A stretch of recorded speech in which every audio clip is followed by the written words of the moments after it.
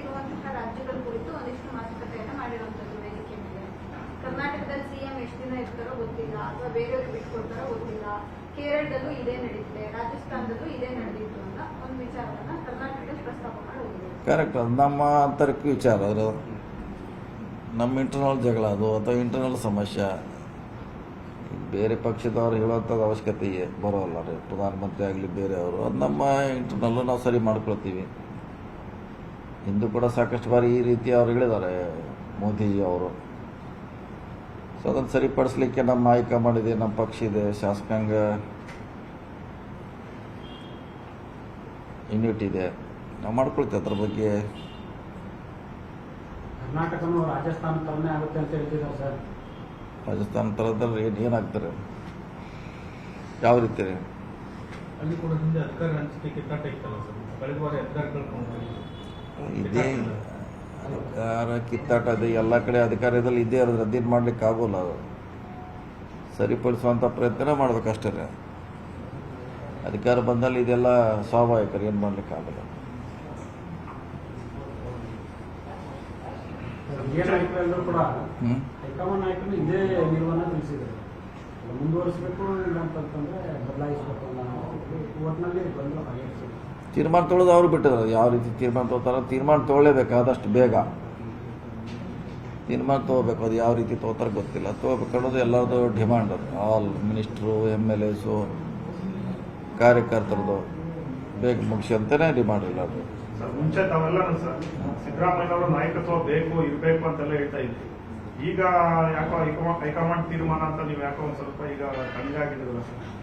ಒಂದು ಅವ್ರು CM ಮಾಡಿದವ್ರು ಯಾರು? ಹೈಕಮಾಂಡ್ ಮಾಡಿದೆ, ಶಾಸಕಾಂಗ ನಂತರ ಮಾಡಿದಾರೆ, ಯಾರು ಹೈಕಮಾಂಡ್ ಮಾಡಿದ್ದಾರೆ. ಮತ್ತೀಗ ಹೈಕಮಾಂಡ್ ಹೆಸರು ಹೇಳ್ಬೇಕು, ನಾವು ಬೇರೆ ಯಾವ್ದು ಹೇಳೋದು ನೀವು?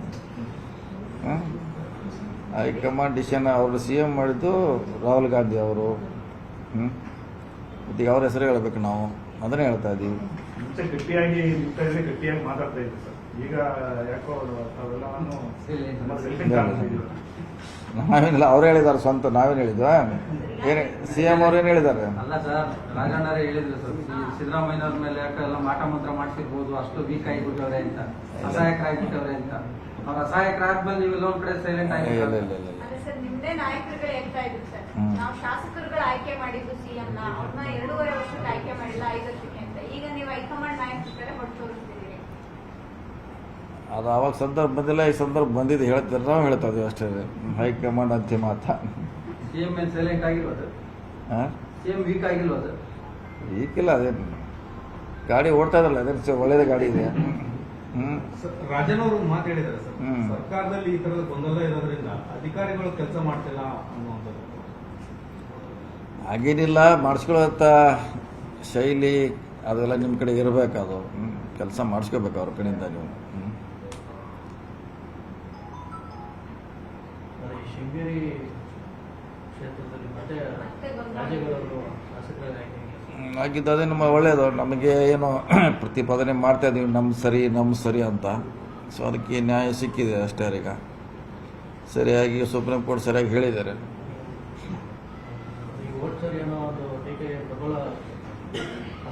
ನೋಡೋಣ, ಇನ್ನೂ ಅಂತಿಮವಾಗಿ ಆಗ್ಬೇಕು, ಅಂತಿಮ ನಿರ್ಣಯ ಬರಲಿ. ಯಾಕಂದ್ರೆ ಈಗೆಲ್ಲ ಟೆಂಪರರಿ ಆಗಿ ಆದೇಶ ಮಾಡಿದ್ದಾರೆ.